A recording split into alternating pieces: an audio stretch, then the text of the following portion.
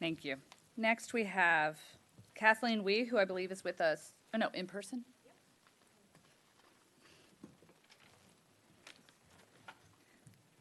Followed by Tonya Akins, followed by Glenn Schneider, followed by Margaret Goodland. Welcome. No, I think it's, Is that good? yes, thank you so much. Good morning. My name is Kathleen Wee, and I am testifying on behalf of Our Revolution Maryland's Howard County chapter, which has been in operation since the early days of Our Revolution in 2016. We engage in issue advocacy that is consistent with Our Revolution's platform, which includes confronting corporate and billionaire elites demanding economic justice for all. In other words, we support the goals of working families here in Howard County. We are here to oppose the 100,000 square foot, $143 million lakefront library proposed by County Executive Calvin Ball in partnership with the developer Howard Hughes Corporation, which is over 3 times the cost per square foot than any other recently opened regional library in nearby counties. I myself hold a master's in library science and have worked as a public librarian in a nearby county for 23 years. And if you're trying to do the math on that, I started when I was 12. I know quite a bit about libraries and how important they are for working families. I also know the kinds of services that library patrons seek out. Those needs can be met at the existing Central Branch Library.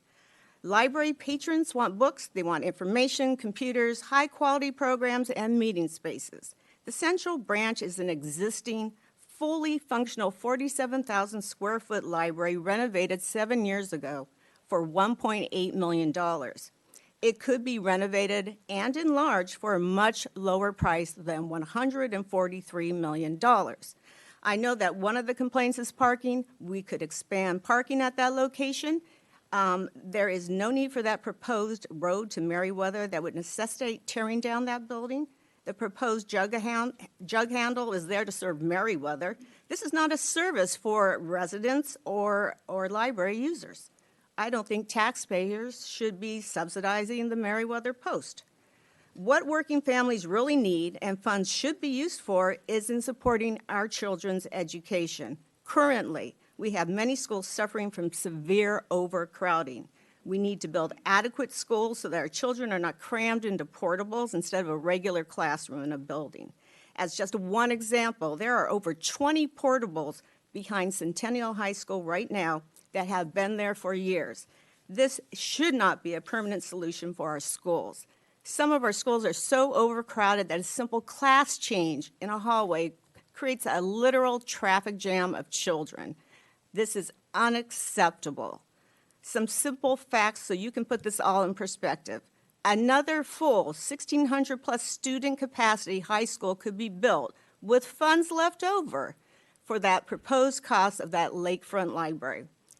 4 new 500 plus student capacity elementary schools could be built with the funds that will be spent on this lakefront library. County Executive Ball and Howard Hughes plan to spend $11 million just to have plans developed for the lakefront library, and I will repeat that, $11 million just for the plans. So I'm asking you to support our teachers, our children, by applying that $143 million in funds to school construction and maintenance and help cut into the nearly $1 billion in deferred maintenance that we have right now at Howard County Public Schools. Severely aging infrastructure that threatens the health and safety of both our teachers and students. And you heard the child who came in here about his mental health crises. Let's face it, you're cramming kids in an overcrowded school. Of course they're having mental health crises. Thank you. Mr. Yeoman? I know I complained about wasting time before. Now I'm the one wasting the time.